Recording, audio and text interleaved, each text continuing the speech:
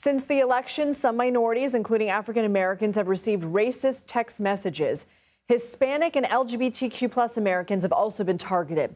It's not yet clear who is responsible or how the attackers even knew this information about their targets. Rhona Tarrant is now with me in Studio 57. She's the executive editor of our CBS News Confirmed unit. Rhona, do we have any idea who is sending these texts? We don't. So the FBI released a news statement in the last few days saying that more people than previously thought actually received these messages. So they're working with the DOJ and the FCC is investigating. We do know a few things, though. These messages were sent to people in at least 32 states. At least 29 schools and universities come out and said that their students have received these messages.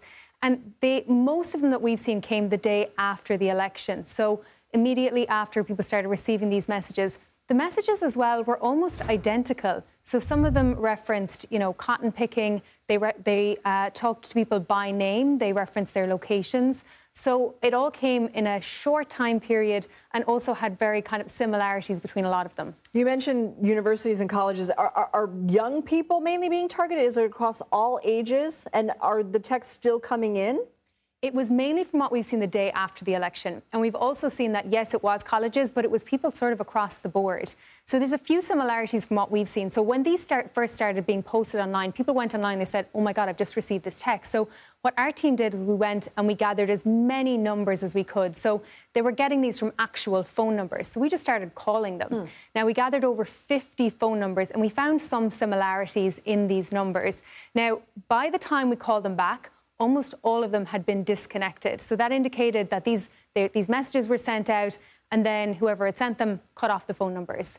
What we also found was that a lot of them used a service called Text Now. Now, this is essentially a service where you can go online, you can set up a phone number, you can make it look like an area code from a particular area, and you can send out a text message. Now, Text Now said that it was aware that its service was used and that it cut off these individuals immediately and it took steps.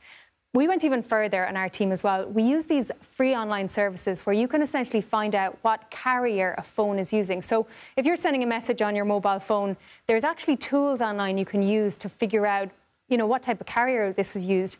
And we found almost all of them were sent using internet services. So they were sent over the internet rather than a traditional phone number. So there are similarities there, and that is what investigators are going to be looking into, the similarities in all of these texts that were sent to people in at least 32 states. So I have a couple more follow-up questions based on what you're saying. Text Now, they said they cut off some of these numbers.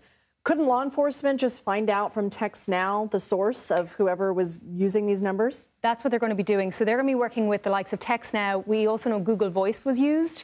And we know some other services as well. TextSpot, for example, said that someone had tried to use their service. So investigators are going to be working with these companies. And the good thing about this is because it's cyber, there's going to be breadcrumbs. And they're going to be able to see, where people had potentially been trying to log into these services from, how frequently they were sent, how many of them were sent. But it is going to take time because, as I said, it is so sprawling. Do we know how these people are getting these phone numbers, these names, and this demographic information? It feels so personal.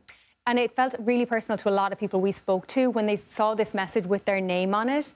The unfortunate thing is you and I and many people out there, our information is already out there. It might be our email addresses, our phone numbers, social security numbers, your gender, your age. So what people are saying, what experts we speak to are saying is you just have to be super, super careful about your information out there. If you do receive some unsolicited text, just don't engage with it and then just report it. Make sure you put it into your spam, you don't engage with it. And the FBI is also asking if you did receive any message like that to report it to them because that helps them with their investigation. One last question. We keep saying this happened the day after the election. Is there any connection? That is what law enforcement is going to be looking into now. We do know some of these messages actually mentioned President Trump or President-elect Trump. So that is something investigators are going to be looking into. It certainly does seem timed. We don't know that yet. All right. When you have an update, please let us know. Rhona Tarrant, thank you.